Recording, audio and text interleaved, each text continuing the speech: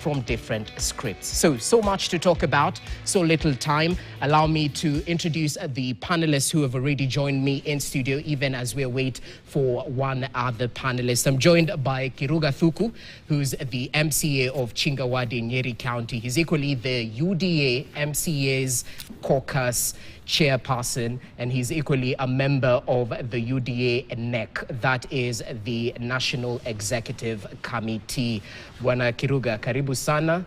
I know you are at the county level, but I have to ask kama ulisalimiwa during this week. On a light note, of course. Thank you very much. Briefly, yeah. Good morning, viewers. Sure, my name is Kiruga Thuku, member County Assembly Chinga Ward in Nyeri County, and also a member NEC, just as you have explained. And I'm glad to be here. Unfortunately, I wish we can drop that kusalimiwa thing. I'm in a group called Mount Kenya Chapers. Yes. I was quarreling with a friend there this morning because this kusalimiwa, that's how civil wars are started. Because when we salimia watu here and there, then people start retaliating. Okay. That's how we lose a country. I think, just like the church leaders have said, this nation it belongs to all of us. Okay. God has given us this nation. Our constitution guarantees the freedom of expression, which is actually what the Gen Zs have used. And they did a good job of it. Now the only problem was the criminal elements who wanted to hijack that process. And they are the ones who wanted to spoil for Gen Zs. Because imagine, like the Kenya MP, alisalimiwa in Nyeri, in Nanyuki. Now as we speak, 300 Gen Zs don't have work. Right? Yeah. With some other people here and there, they were greeted here and there. Okay.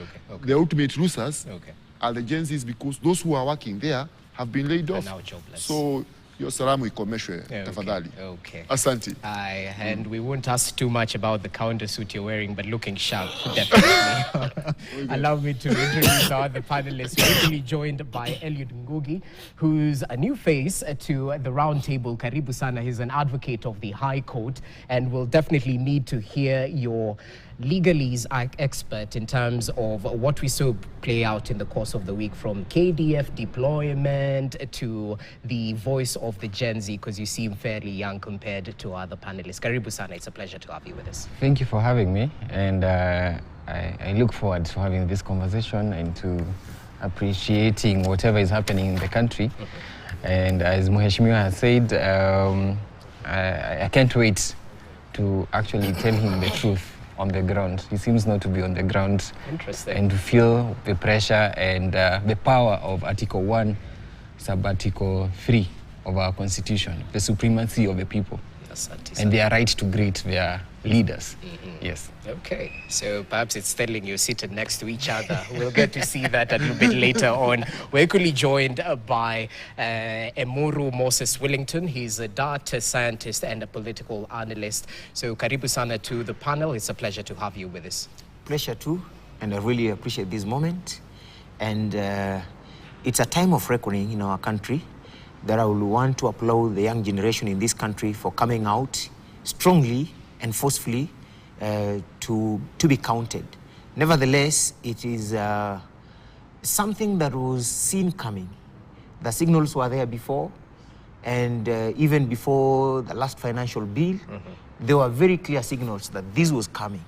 So it could have been avoided? It could have been avoided. If we had listened and actually sat down and looked at the situation, everything would have been managed before it had exploded. But at the moment, we really need to come together as a people and unite together to be able to address this issue. It can't be addressed by the executive alone, neither by a few actors, but wholesomely as a nation. Interesting. Well, Yes. you know what they say, the voice of the people is the voice of God. Interesting, Yeah, sure. it being a Sunday. So allow us to start with the latest, even as we wait for our fourth panelist. That is Nerima Wako.